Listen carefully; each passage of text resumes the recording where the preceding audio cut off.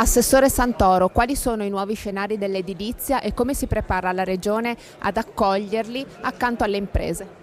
La Regione ha già fatto una serie di iniziative anche legislative, la più importante delle quali è sicuramente la riforma della casa approvata a febbraio del 2016, dove si è proposto un ribaltamento dell'ottica partendo dai territori, dalla loro diversità e dalle loro potenzialità. Oggi siamo qui con i rappresentanti delle imprese proprio a ragionare su quali siano i semi di futuro che già oggi ci sono nel nostro contesto regionale.